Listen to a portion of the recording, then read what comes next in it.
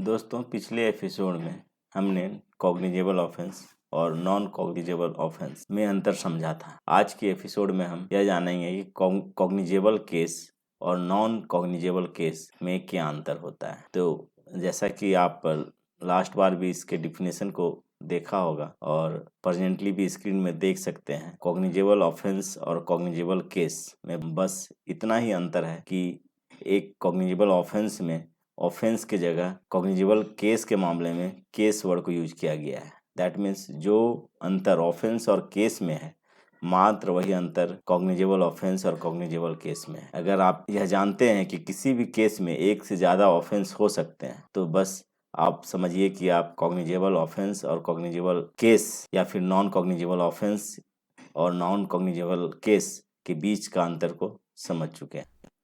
बस आपको इतना जानना है कि अगर किसी केस में एक से ज़्यादा ऑफेंस हो और उसमें से कुछ ऑफेंस दैट मीन्स कुछ धाराएं कॉग्निजेबल हों और कुछ नॉन कॉग्निजेबल ऑफेंस हो, तो वह केस कॉग्निजेबल माना जाएगा। दैट मीन्स कि अगर किसी केस में भी पुलिस को कोई कॉग्निजेबल ऑफेंस का मामला बनता हुआ दिखाई पड़ता है, तो वह केस को कॉग्निजेबल केस की तरह ट्रीट करेगी और व्यक्ति को, जो अपराधी है, उसे उस केस के अपराध में गिरफ्तार किया जा सकता है, यद्यपि कि उस केस में कुछ धाराएं, कुछ ऑफेंसेस नॉन कॉग्निजेबल होंगे। तो आप समझ रहे हैं कि नॉन कॉग्निजेबल और कॉग्निजेबल ऑफेंस के बीच में जो अंतर था, वही अंतर कॉग्निजेबल केस और नॉन कॉग्निजेबल केस के बीच में है। बस अंतर ये है कि किसी भी केस में एक से ज़्यादा ऑफेंस हो सकते हैं, तो ऐसी परिस्थिति में कॉग्निजेबल ऑफेंस के अनुसार ही केस को कॉग्निजेबल माना जाएगा अथवा नॉन कॉग्निजेबल माना जाएगा। यानी कि यदि केस में कोई भी कॉग्निजेबल ऑफेंस का धारा जुड़ा हुआ हो, तो उसे कॉग्निजेबल केस ही माना जाएगा और उस केस में व्यक्ति को गिरफ्तार किया जा सकता है। यहाँ पर कॉग्निजेबल केस और नॉन कॉग्निजेबल केस के जांच में जो अंतर है, उसके संबंध में भी मैं ये बताना चाहूँगा कि कॉग्निजेबल केस के जांच के लिए पुलिस को किसी तरह का कोई न्यायालय से अनुमति लेनी नहीं पड़ती है।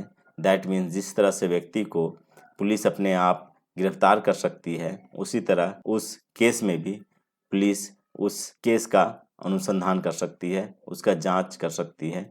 उसमें जांच करने के लिए पुलिस को किसी तरह से कोई न्यायालय की अनुमति नहीं चाहिए। लेकिन नॉन कॉग्निजेबल केस के मामले में पुलिस को दो तरह की अनुमति लेनी पड़ती है न्यायालय से। पहला कि यदि व्यक्ति को गिरफ्तार करना चाहती है पुलिस, तो ऐसी परिस्थिति में भी न्यायालय से उसे परमिशन लेनी पड़ती है। और दूसरा, उस केस में जांच पड़ताल के लिए भी न्यायालय से अनुमति लेनी पड़ती है।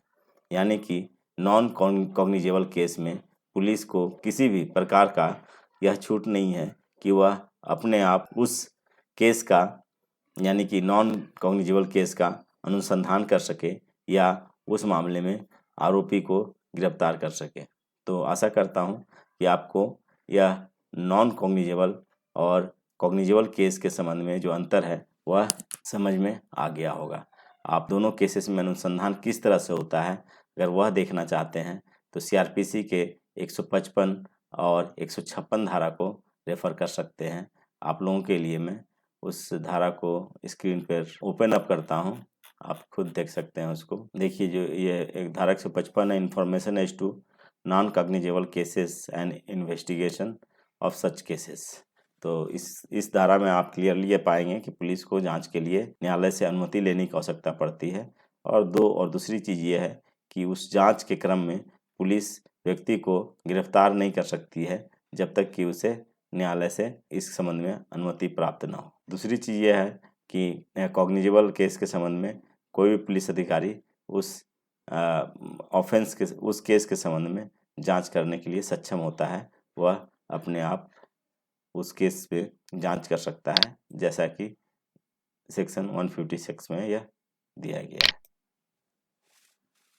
तो मैं आशा करता हूँ कि यह एपिसोड आप लोगों को अच्छा लगा होगा। यदि पसंद आए और कुछ नई चीज़ें आप लोगों को सीखने को मिल रही हैं इस एपिसोड में, तो आप इस एपिसोड को लाइक करें, शेयर करें और चैनल को सब्सक्राइब करें।